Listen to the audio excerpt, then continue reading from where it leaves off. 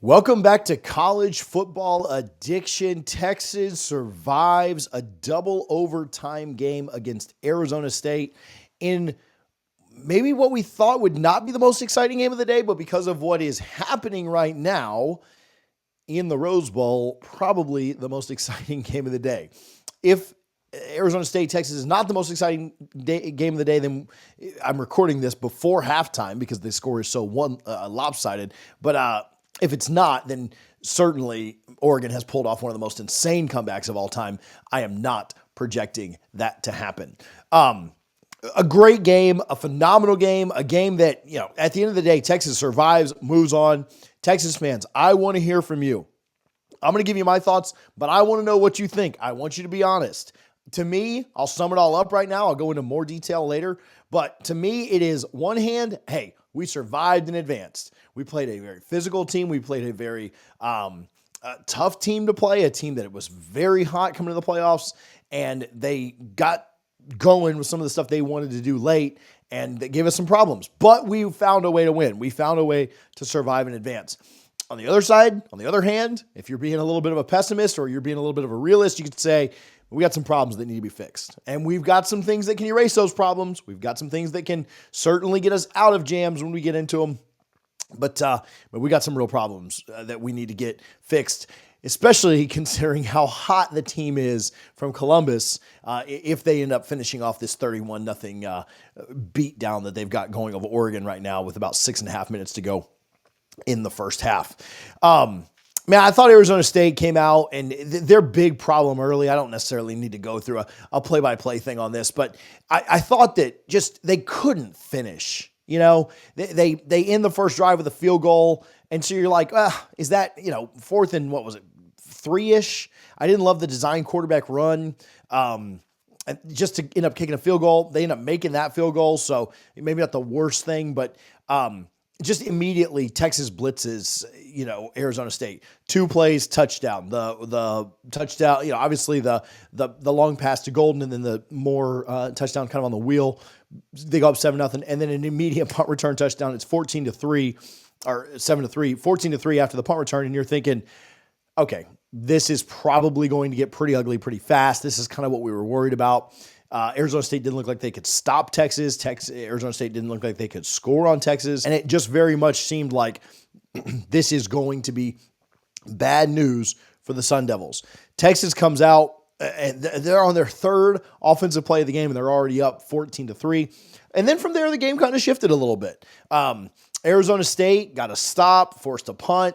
They moved the ball fairly well, got down into scoring range, and they got stopped on a 4th and 2. They get another stop, forcing a field goal. Arizona State goes for it on 4th and 10, not necessarily super close to getting that converted, but also maybe somewhat in field goal range, but with their kicking problems, they can't get it done. So again, they get down in the red zone, they get down in the scoring area, and they don't score. A fake punt was huge, obviously massive for them, and then they have a field goal blocked. They got down into scoring range on Texas 3 times in a row and just couldn't finish. Part of that is, you talk about Arizona State's got to finish better. Part of that is Texas's defense bowing up. And I think both sides, they equally, even on the Texas side, you can be happy you bowed up. You probably want to not allow teams to move the ball like that on you, right? And they were obviously trying to take away Scatterbo, which they did a good job of that in the first half. He didn't have a lot going for him. They can't let Ohio State drive the field like that next week. Ohio State will convert in the red zone. And so that's something that I think Texas needs to, however many days they have until the game, they need to shore up. Arizona State, again, playing well defensively. Outside of that punt return that put them up 14, and then obviously the field goal after that got them up 17-3, I thought they were playing really, really good. Arizona State, again, gets stopped on 4th and 2. Arizona State was driving this ball. And, I didn't love the play call. I didn't love the right up the middle call. It obviously works out fine because you get the safety. And then you guys know what happened from there. Slow, methodical comeback from Arizona State. Obviously, Matthew Golden had the nice catch on the sideline that put Texas deep in Arizona State territory. Quinn gets the rushing touchdown to get them up 24-8. And you think like, okay, well, that's it right there. They're done at this point. Trick play by Scatterbo. the 2-point conversion, the Ewers interception, Scatterbo with the long reception, the touchdown, and the 2-pointer. And then, there's the targeting call. I don't know. I mean, at the end of the day, do I think it probably was targeting maybe by the letter of the law? I'm so confused as to what targeting is in this sport and what it isn't. You get the rules analyst coming on and immediately saying, yep, that's definitely targeting. A former referee coming on and immediately saying, yes, that's targeting. And then they say on the field, like they say, no, that's not. And so these people calling it, nobody asked me for my opinion, but I don't even know how to give you an opinion. The people on the field don't know what it is. The people in the booth, the former refs, don't know what it is. The announcers don't know what it is. The play-by-play guys, tessitoring them, they don't know what it is. The players and coaches certainly don't know what it is. So I don't know, everybody's got a definitive answer on Twitter, the definitive answer here, there, wherever. Nobody knows what the heck targeting is. And so do I think it was based on the rules, based on what the rules analyst said? Probably, but I don't know, right? Texas field goal, doinks off the left upright. We go to overtime.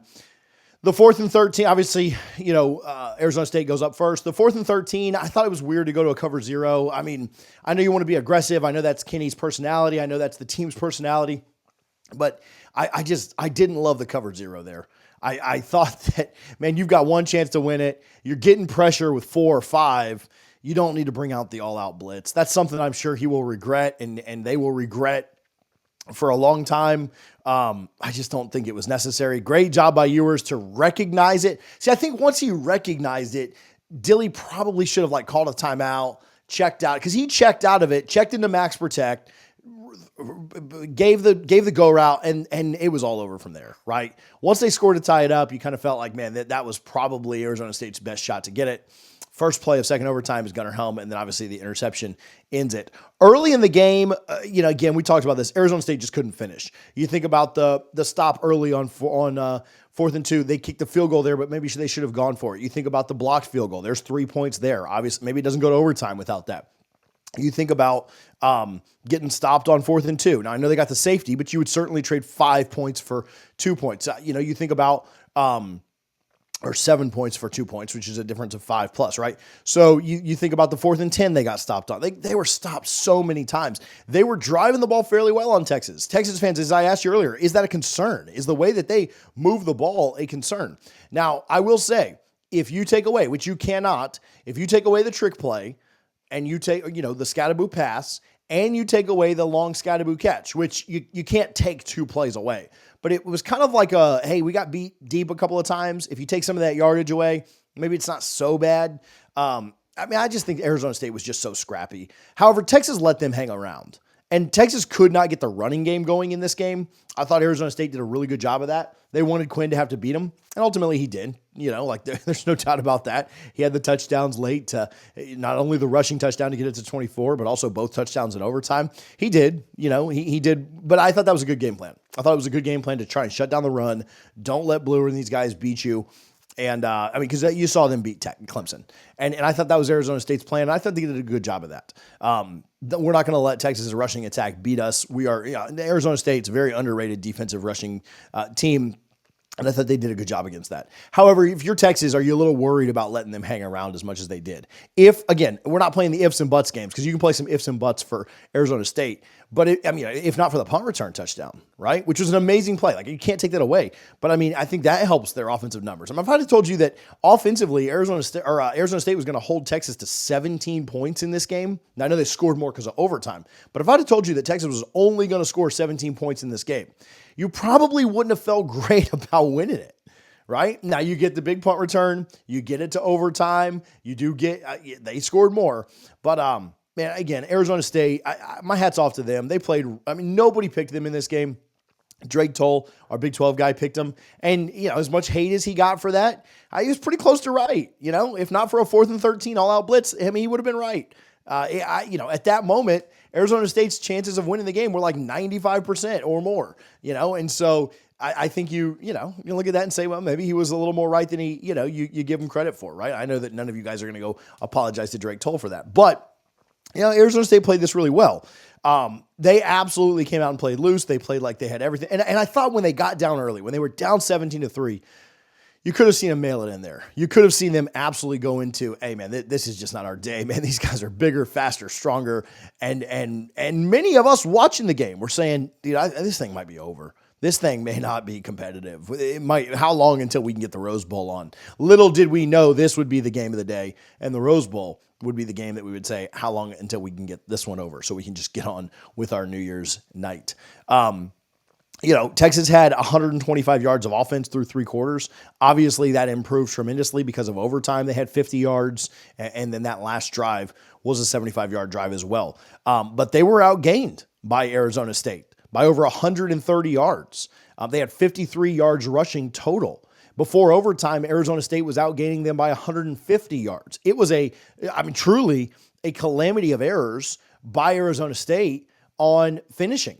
They couldn't finish. Now, Texas's defense stopped them at times. But, you talk about their field goal woes. You talk about the play calling. I thought the play calling for Arizona State wasn't great. I didn't love the 4th and 2, run it right up the middle. Now, they ended up working out because they got a safety and a touchdown and a 2-point conversion. So that one worked out fine.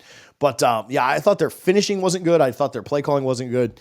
And at the end of the day, Texas was the better team. There's no doubt about it. But if you're Texas and you're looking at Ohio State right now, is there a bit of, okay, we play down to the teams that are not as good as us, the Arizona States of the world, but we play up to the teams that are really good, right? That maybe we're not as good as or are more on our level. Is there an aspect of that for Texas, right? They obviously played really well against Georgia. Didn't come out with a win there, but defensively, obviously much better. And was against a backup. Let's call it what it is. But Ohio State looks like the best team in the country right now. They probably are the best team in the country. I would assume that after the game tonight, Ohio State will be the favorite to win the national championship. And so does that give you pause if you're Texas? Are you looking at this and saying, man, we gave up a lot to Clemson late. We gave up a lot to Arizona State for the whole game, really. And now we got to play the team that's the hottest in college football right now in 8 or 9, 10 days. So I think it's interesting for Texas. Early thoughts on that Ohio State game is they got to find somebody to cover Jeremiah Smith because we're 2 weeks in now and Tennessee didn't have anybody and Oregon doesn't have anybody that can do it. And so that's, that hopefully that's what Sark is trying to figure out at this moment.